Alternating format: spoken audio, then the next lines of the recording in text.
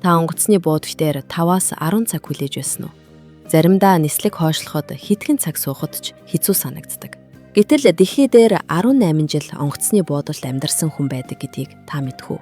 Түүний түүх алдарт найруулагч Стивен Спилбергийн анхаарлыг татаж 2004 онд Том Хэнкс тоглосон The Terminal кино бүтээгдсэн юм. Гэхдээ киноноос ч илүү сонирхолтой, гунигтай, хачирхалтай бодит түүх байдаг. Тэгвэл Terminal киноны бодит түүхийн эзэн болох хүний жинхэнэ нэрийг Мехран Карими Насери гэдэг. Тэрээр 45 онд Иранд төрсөн. Залуу наснда тэр улс төрийн асуудалд олон удаа холбогдож, Ираны засгийн газрын эсрэг эсэргүүцлийн хөдөлгөөнд оролцсон ч гэдэг. Үүний дараа түүнийг улсаас хөөсөнд их мэдээлэлж байдаг. Ингээд Насери эх оронгүй хүн болон Европ руу дүрхээс өөр аргагүй болсон. Олон жилийн турш тэр Европын хэд хэдэн улсад орогноос хүсжээ. Эцэст нь 81-р онд Бельги улс түүнд дөрөвчийн статус олгохоор болж. Гэхдээ Насерид нэг том мөрөөдөл байсан. Тэр Их Британи улсад амьдрахыг маш их хүсдэг байж. Яагаад гэвэл түүний ээж нь Британи хүн байсан гэж тэрээр итгэдэг байсан гин. 88 онд Насери Бельги улсаас Лондон хот руу нисэхээ шийдсэн бөгөөд замд нь аимшигтай зүйл тохиолдсон. Түүний паспорт болон бичиг баримт тулгаад алдагдсан. Ингээд тэр Парисын Charles de Gaulle airport дээр наашаа ч үгүй, цаашаа ч үгүй гэдэг шиг атсжилтэй. Нисхийн тулд паспорт хэрэгтэй. Харин Франц руу орохын тулд мөн л паспорт хэрэгтэй. Тиймээс тэр нисэх боломжгүй бөгөөд нисэх буудлаас гарахч боломжгүй болсон. Тэр хууль эрх зүйн хоосон орон зай буюу ямар ч улс түүнийг бүрэн хүлээн зөвшөөрөх боломжгүй нөхцөлд орсон юм. Ингээд Насери нисэх буудлын терминал дотор амьдрахаас өөр аргагүй болсон. Эхэндээ тэр хэдхэн хоног л ийм байдалтай байх болов уу гэж бодсон ч нэг хоног нь сар болж. Сар жил болсон. Эцэст нь тэрээр 18 жил онгоцны буудалд амьдарсан билээ. Насери буудлын дээр нэгэн улаан сандал дээр амьдардаг байж. Түүний бүх эд зүйл хитгэн цүнх хувцас байв. Өгдөө бүр тэр маш цэвэрхэн хувцалдаг бөгөөд өөрийгөө Сёр Альфред Мехран гэж нэрлэх болсон байна. Тэр эд зүйлсээ улаан сандлын эргэн тойронд байрлуулж жижигхэн амьдрах болон бий болгосон.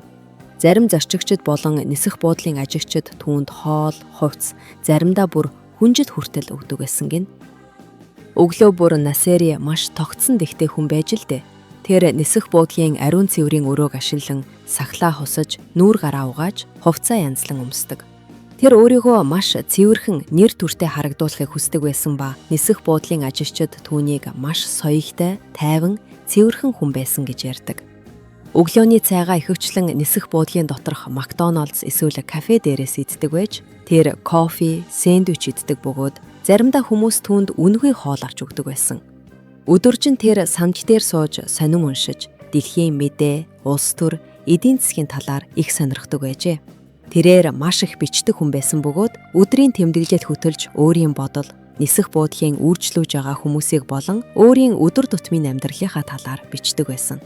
Түүний бичсэн тэмдэглэл маш олон болсон бөгөөд мянган хуудас болсон гэдэг. Хожим нь түүний түүх, киноны зохиол бичгэд хүртэл ашиглагдсан байдаг. Насери мөн нисэх буудлын ирж байгаа хүмүүсийг удаан ажиглаж суудаг байсан.